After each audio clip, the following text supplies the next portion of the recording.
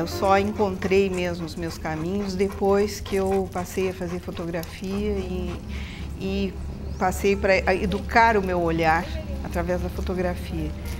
E aí foram surgindo questões sobre a imagem, sobre o que é a imagem, o que é a representação, o que é o falso, o que é a cópia. E eu acho que essas questões é que foram formando o que poderia ser chamada a poética do meu trabalho.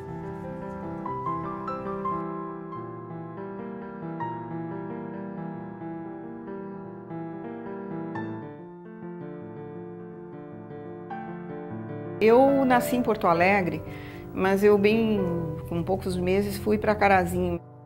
Tenho fotografias assim nesse ambiente rural de fazenda, né? O meu pai fotografava e também eu tenho uma foto que é eu com o meu irmão e eu devo ter menos de 2 anos e eu estou com nós estamos olhando um álbum de fotografias, eu estou com uma fotografia na mão. Quer dizer, meu interesse pela imagem foi muito antigo, sabe? Muito antigo.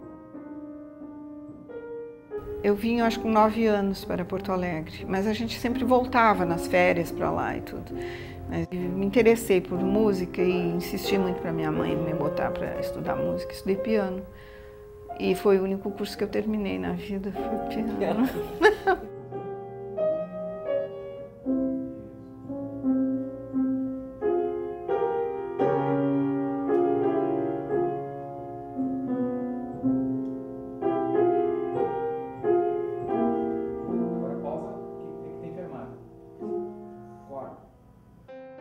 Eu acho que a música é muito importante, ela sensibiliza as pessoas, eu acho que ela dá uma dimensão.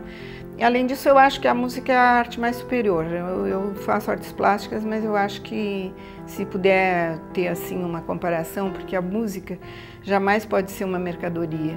E isso eu acho que é uma qualidade maravilhosa.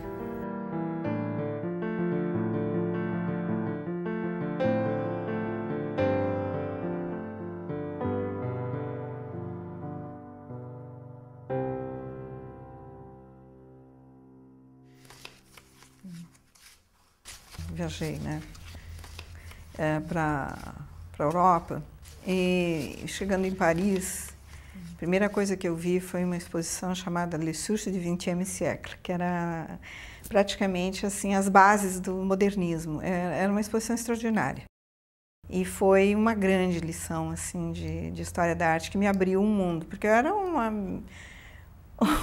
mocinha de província que fazia gravura. Tinha feito 2 vezes o primeiro ano no Instituto de Artes, então era uma principiante, mas já estava decidida, nessa época eu já tinha deixado de estudar música e já estava decidida a fazer artes plásticas.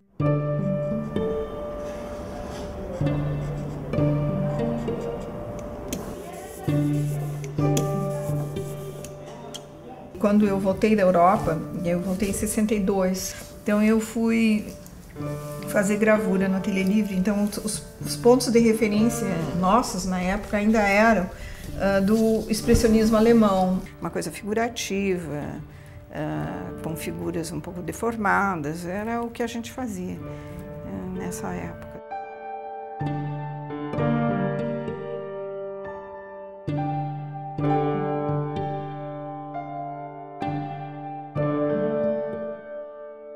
Depois é que eu fui evoluindo assim vim morar aqui, olhar para a natureza, fui fazendo coisas mais de paisagem e essa paisagem me levou lá já para uma coisa mais abstrata.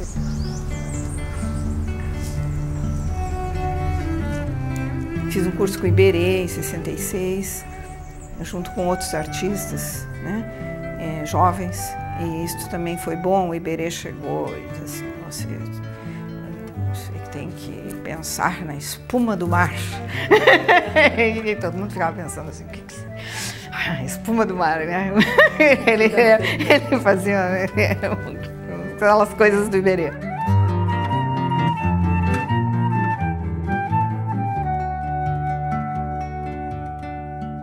Como eu comecei foi pela gravura e a preocupação era formal e tinha uma herança de uma formação modernista. E nesse sentido é que eu dou Eu chamo essa minha fase de modernista. Para mim, houve uma ruptura em um determinado momento e também influenciada por leituras e por ver o que estava acontecendo no mundo, que havia outras formas de formular um trabalho de arte.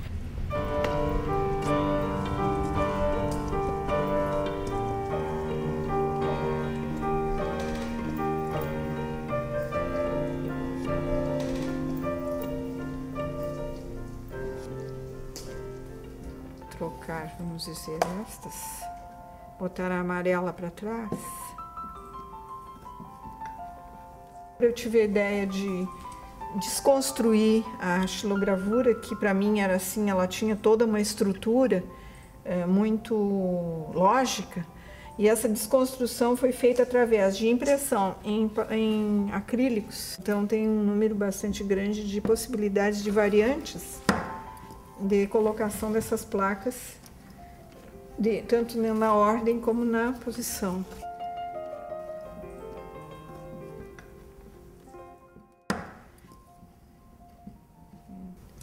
Isso também poderia servir até como um jogo para crianças. Isso aqui é uma obra que existe sem nenhuma relação praticamente com o mundo externo, ela é independente. Ela é um outro real. Eu ainda estava fazendo gravura, porque eu fiz a gravura até 72. Então, esse é de 69.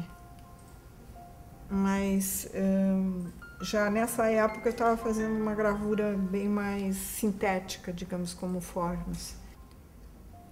E aí, realmente, eu deixei para fazer fotografia, né? Em 73, mais ou menos, eu encerrei com as gravuras.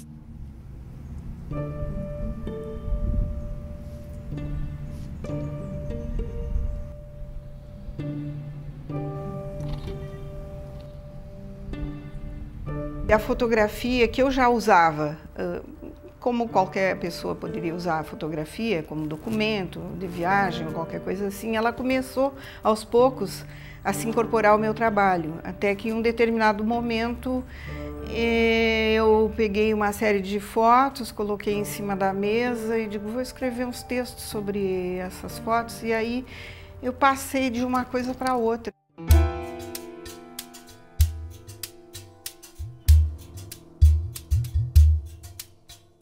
Eu pensei que uma imagem, de certa forma, ela pode contar a história do objeto retratado.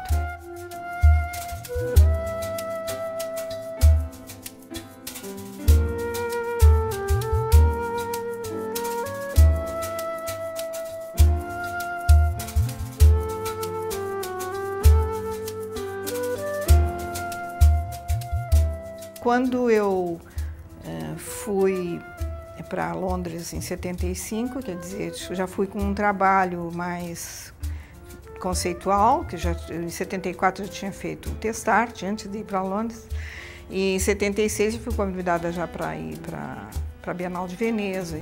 Fui dentro da seleção dos artistas brasileiros, tinha outros artistas também. Eu ocupei lá as salas e foi muito legal porque tive uma participação bem intensa assim, no público. Eram imagens com perguntas, fotografias com perguntas, e essas perguntas foram respondidas, algumas por escrito, muitas, aliás, por escrito, e tem esse material todo. Eu gosto muito até hoje de toda a série do Testart, porque ele partiu de uma coisa muito intuitiva, do que as imagens podem despertar no inconsciente do espectador, de como ela pode bater de diferentes maneiras em cada pessoa.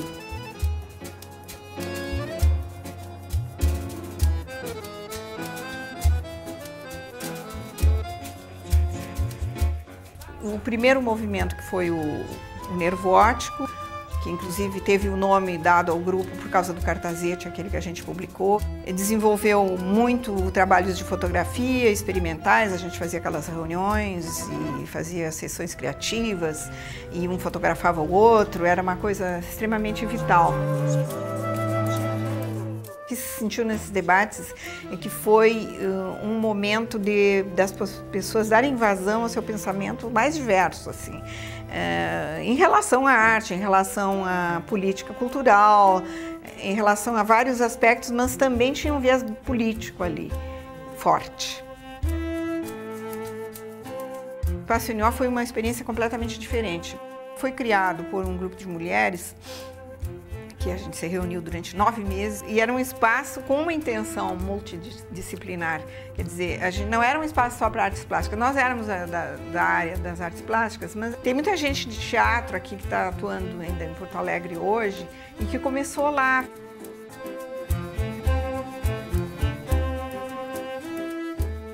Eu acho que o meu trabalho tem pouco de político e ele pode ter alguma coisa meio inconsciente também. Por exemplo, tem pessoas que interpretam o Keep Smiling como um trabalho político. Para mim, é um trabalho divertido. Eu tenho, talvez, alguns trabalhos que foram bastante críticos e eu acho que, como A Pequena História do Sorriso, o Habitat, que são os livros de artista, aqueles que criticam um pouco a situação do índio, a situação habitacional, da carência habitacional no Brasil. São textos de 1975, de anúncios de apartamentos e casas de luxo no Rio de Janeiro. Eu fui a Alagoas nessa época e fotografei uma população bem marginada, assim, na beira do mar, né? E acaba assim, de uma maneira que acaba esta velha, assim, quer dizer, a falta de perspectiva, né? Ela está velha e continua na mesma situação.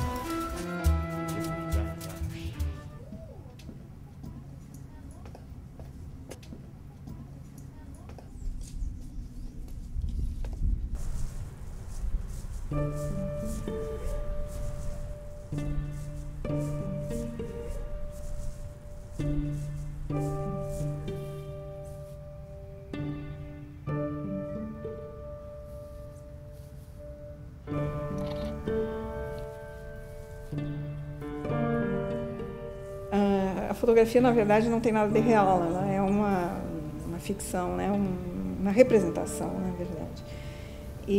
Mas, ao mesmo tempo, eu acho que ela ainda guarda mais elementos de realidade do que um quadro abstrato, por exemplo, para ser bem concreto, assim, bem claro. E esse real da fotografia que me interessou em um determinado momento. No caso de Personas, no caso de Epidermic, são séries abertas. No caso dos meus pés, são séries abertas. Eu posso continuar esse trabalho, porque a proposta mesmo era fotografar o maior número de pernas de mulheres, entende? Então, ela é uma possibilidade aberta. Eu comecei fazendo pernas de homens e mulheres e vi que os homens são mais padronizados por causa da vestimenta, que vai até aqui, então a perna não aparece. A mulher tem as pernas mais descobertas normalmente, então era bem mais fácil de fazer uma leitura, porque o interessante é construir a figura, construir a personalidade pela perna.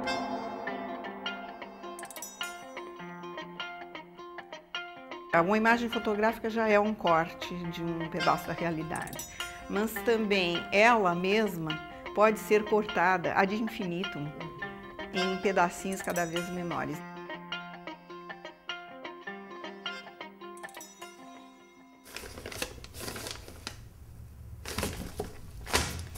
Estão aí os ditos. No caso da epiderme não era... Foi reprodução.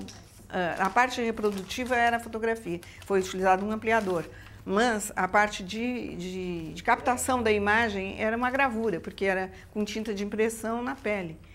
O papel vegetal levava no ampliador. A gente pegava o rolinho, né? Pegava a tinta, o rolinho, com a tinta, passava na mão. Então, aí botava o papel vegetal aqui. E não só na mão, né? Em partes do corpo, diversas partes do corpo. Pelos, coisas assim.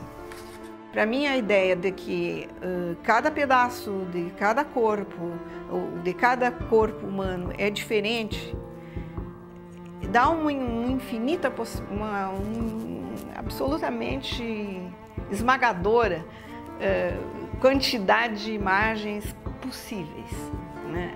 A proposta era essa, de imprimir o corpo humano ad infinitum e daqueles pedacinhos levar um ampliador e ampliar aquelas formas todas, né? Que em cada pedacinho de nós é diferente. Essa era a ideia do trabalho.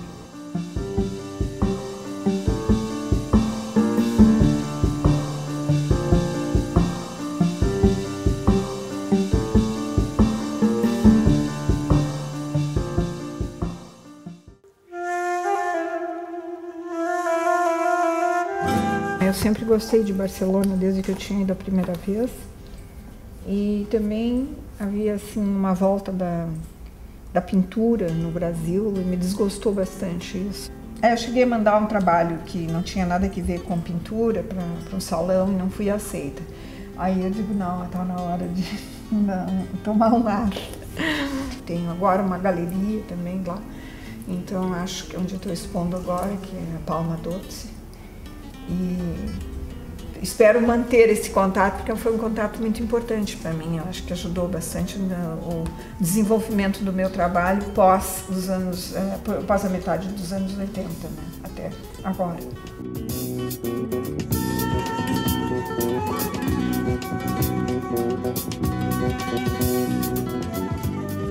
Eu acho que eu guardo um pouco da tradição da fotografia cartier-bressoniana, digamos, de fotografar o cotidiano, mas eu acho que eu vou, como a gente tem esse vício de artista, né, assim, de ser não só fotógrafo, né, como se fosse pouco ser fotógrafo, é de acrescentar alguma ideia mais reflexiva, e aí entra toda aquela história, esse histórico conceitual que já vem, né, de algum tempo. Eu sei que eu tenho alguns trabalhos que são parecidos ou muito semelhantes ao que os fotógrafos fazem. Eu não me considero fotógrafa, que fique muito claro isso, eu nunca me considerei fotógrafa, eu não domino a técnica da fotografia, nem nunca me preocupei muito com as questões técnicas da fotografia.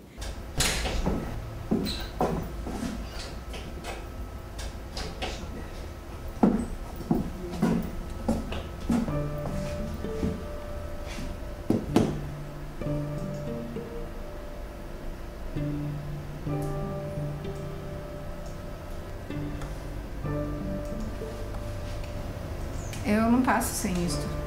Não dá para passar sem o computador mais. É a minha ferramenta, né, para trabalhar as imagens e tudo isso, né.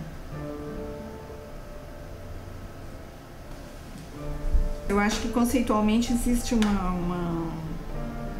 uma conexão bem forte, assim, porque eu ainda penso, né, de uma determinada maneira como que é uma continuação do que eu vinha fazendo antes de ter a foto digital e tudo isso, mas que é uma ferramenta muito mais... ela resolve mais rapidamente certas coisas que antes você tinha que resolver com o laboratório. Eu me preservo um pouco de utilizar essas coisas que fica muito fantasioso, entende? Eu prefiro utilizar a fotografia, assim. Bem que eu usei muita manipulação da imagem, mas mais no tempo de que a gente utilizava fotocópia e podia manipular com a cor da fotocópia e tudo. Agora parece que é tão fácil que eu acho que então eu prefiro não manipular muito com o computador, mas utilizar mais para retoque fotográfico. Ficou legal, gostei. Gostei, sim. Talvez trocar um pouco a ordem, não sei, esse aqui é um pouco pequeno, talvez. Vamos ver se tem um melhor para botar aí.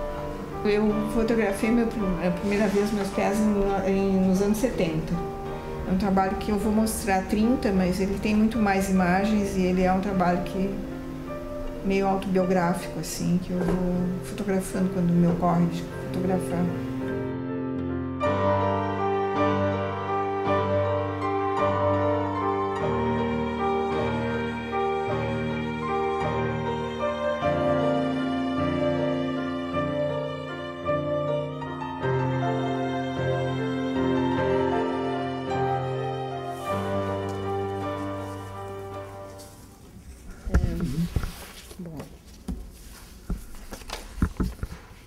Esse aqui é o original.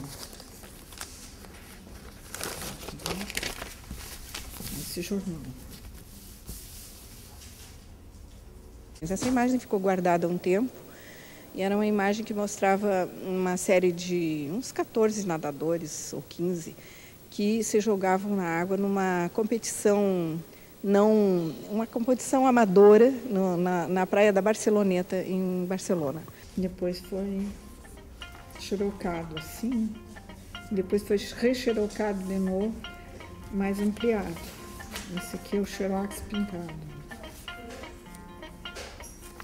Foi um trabalho que eu fiz em consequência de uma imagem que eu encontrei, que eu reuni ela de uma maneira muito concreta, botei em cima da mesa aquilo, parti em pedaços, manipulei, depois vi que poderia dar uma sequência e aquela sequência dava uma figura, poderia dar uma falsa animação de uma figura que se colocada uma depois da outra, daria uma imitação de um movimento, né, de um nadador, de um único, quando eram muitos.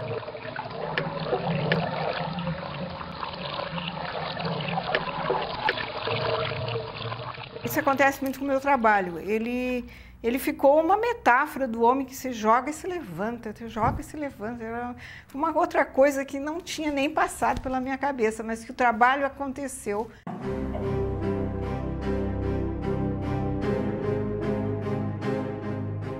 O do Luiz Francisco Pérez tem um texto muito bonito e bastante complexo que ele fez sobre os nadadores. É um texto muito bonito. E ele é interessante porque ele viu algumas coisas que talvez eu não tivesse visto dentro desse trabalho. Então essas coisas enriquecem a gente.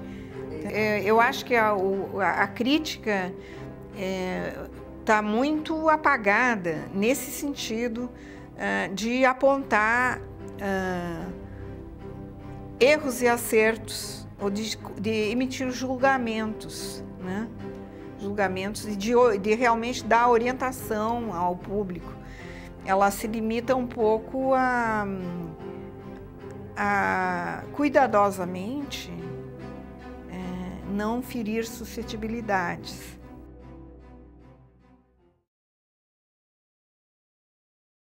Essas são imagens de um trabalho que eu estou refazendo ele. Na verdade, é um trabalho que existe, que está no Museu de Arte Moderna de São Paulo, e eu estou fazendo uma nova versão dele.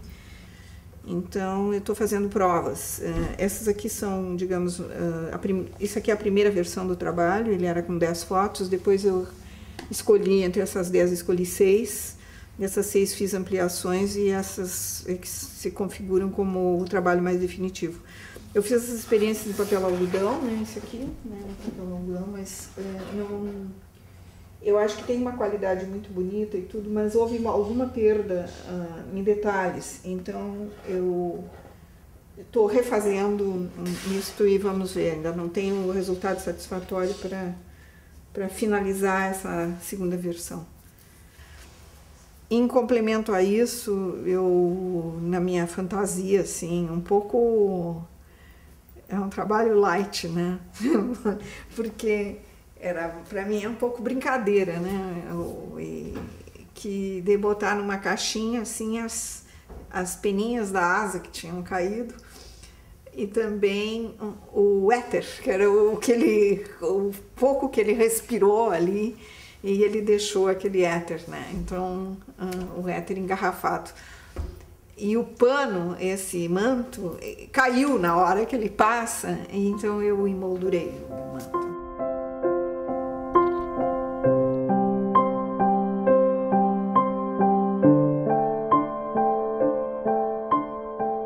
O artista cria uma realidade e no momento em que ele cria um objeto artístico, ele é um real. Mesmo que ele não tenha nenhuma relação com o que a gente visualiza no mundo exterior.